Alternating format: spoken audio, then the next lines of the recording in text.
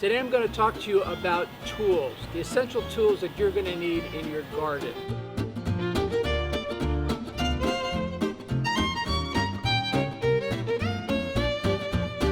First thing, number one, do not run in the garden with your tools. When you walk in the garden, always walk with the blade side down. Do not leave your tools in the garden, and when you're done with your tools, wash them off and put them away. Okay, so first we have a garden fork. This is used to turn your amendments and also to turn compost. Second, we have a shovel. Notice the pointy end. This is not going to be a flat end shovel. This is a pointy end shovel. It's going to be used for digging holes, for transplanting larger plants and bushes, and then also a dirt rake. This is for leveling off your soil, taking out roots and rocks, and spreading out your amendments. Okay, those are the larger tools. And now let's talk about the hand tools. First, we have a trowel.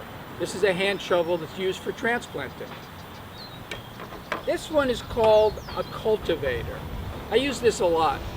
These two ends can be used for breaking up soil, breaking up clumps of soil after you turn it, also for removing weeds. This end in particular is great for doing that. Okay, and then also we need a scissor and pruners. Pruners are for cutting stems, also for harvesting. Scissors also for harvesting.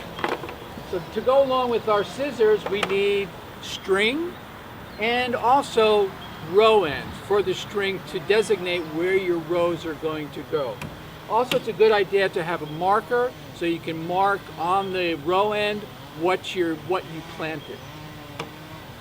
Okay, then some miscellaneous things. We have a measuring spoon. This is for measuring your fertilizers.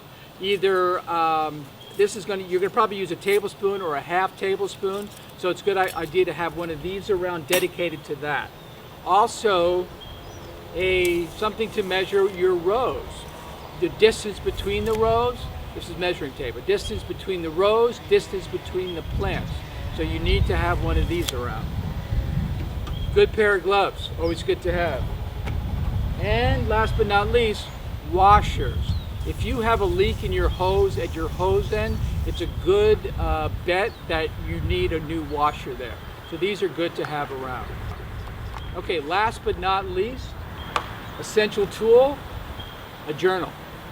Yeah, I would say keep a journal. If you're really serious about gardening, keep a journal and record things like, when did you first sow your seeds? How long did it take the seeds to germinate?